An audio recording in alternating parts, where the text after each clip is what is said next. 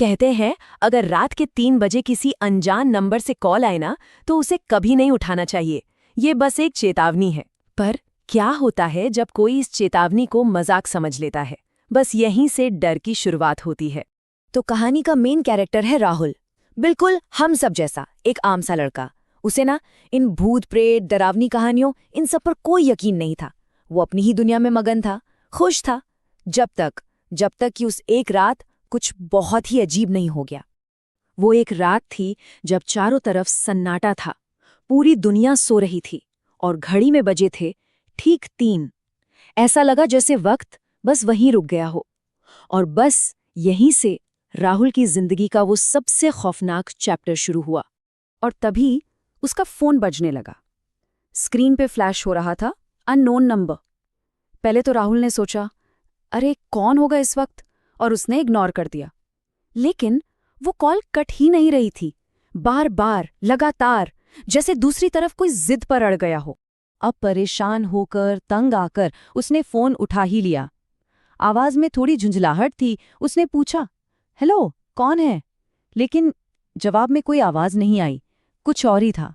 Phone के दूसरी तरफ से सिर्फ सांसों की आवाज आ रही थी, बहुत धीमी, हल्की, जैसे कोई फोन से बिल्कुल चिपक कर बस सांस ले रहा हो। ये सुनते ही राहुल के तो रोंगटे खड़े हो गए। वो बुरी तरह घबरा गया और झट से फोन काट दिया। राहुल ने खुद को समझाया कि यार कोई मजाक कर रहा होगा, कोई प्रैंक कॉल होगी। लेकिन वो गलत था। कहानी तो अभी शुरू हुई थी, क्योंकि अगली रात ये राज, ये डर और भी गहरा होने वाला था। और इस बार मामला पर्सनल होने वाला था। अगली रात घड़ी में फिर 3 बजे और ठीक उसी वक्त राहुल का फोन फिर बज उठा। स्क्रीन पर वही अननोन नंबर। अब उसके दिल में डर और बेचैनी दोनों बढ़ने लगी थी। अब उसे ये साफ समझ आ गया था कि ये कोई मजाक नहीं है।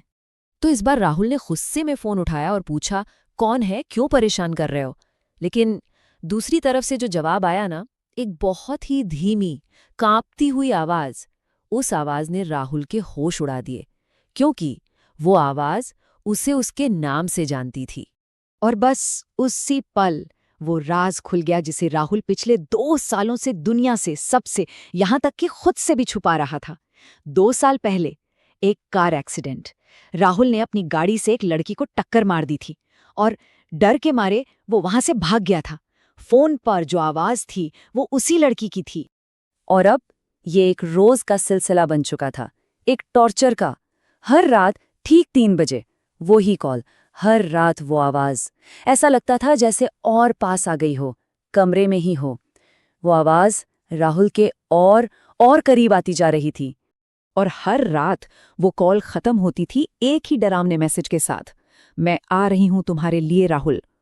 सोचिए जरा, ये शब्द रात दिन राहुल के कानों में गूंजते रहते थे। उसे एक पल के लिए भी चैन नहीं था। अब ये जो रोज रोज का दिमागी टॉर्चर था ना, इससे राहुल पूरी तरह टूट चुका था। और एक पॉइंट पर आकर उसने फैसला किया कि बस अब बहुत हुआ, अब वो और नहीं डरेगा। उसने ठान लिया कि आज वो उस अनजानी शक्ति का सामना करेगा। तो अगली रात जब कॉल आई, उसने हिम्मत जुटाई और चिल्लाकर बोला, ठीक है, आ जाओ, मैं भी देखता हूं कि तुम क्या कर सकती हो। असल में ये उसकी हिम्मत नहीं थी, ये उसका डर था जो चीख रहा था। लेकिन फोन की दूसरी तरफ से कोई जवाब नहीं आया, सिर्फ एक ठंडी, डरावनी हंसी सुनाई दी।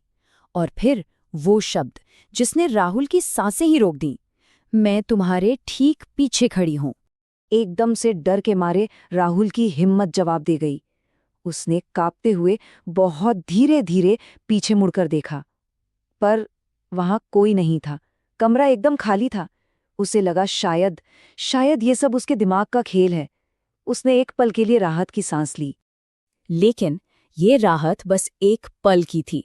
जैसे ही उसने वापस सामने की तरफ देखा, उसके हाथ में जो फोन था, उसका कैमरा अपने आप ऑन हो गया।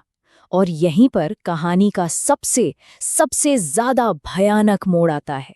फोन की स्क्रीन पर उसे जो नजर आया, उसे देखकर उसकी चीख निकल गई। स्क्रीन पर ठीक उसके पीछे एक लड़की खड़ी थी। उसका चेहरा पूरा खून से सना हुआ था और उसकी आंखें पूरी तरह से काली थीं। उस रात कमरे से सिर्फ एक चीख सुनाई दी और उसके बाद सब शांत हो गया। अगली सुबह एक भयानक खामोशी लेकर आई। राहुल का सामना आखिरकार उस सच से हो ही गया था जिससे वो 2 साल से भाग रहा था। अगले दिन राहुल अपने कमरे में मरा हुआ मिला। उसकी मौत कैसे हुई ये किसी को नहीं पता चला, एक राज बनकर रह गया। लेकिन रुकिए, कहानी यहाँ खत्म नहीं होती है। नहीं, असल में कहानी का सबसे डरावना हिस्सा तो अब शुरू होता है, क्योंकि ये सिर्फ एक भूत की कहानी नहीं थी, ये एक श्राप की कहानी है। मतलब ये कहानी एक मौत के साथ खत्म नहीं होती, ये बस एक से दूसरे को ट्रांसफर हो जाती है। अब राहुल का फोन नंबर किसी और को कॉल करता है, हर रात ठीक 3 बजे। तो अब सवाल ये उठता है कि अगर आज रात ठीक 3 बजे किसी का फोन बजे और स्क्रीन पर अननोन नंबर लिखा हो, तो क्या वो कॉल उठाना चाहिए?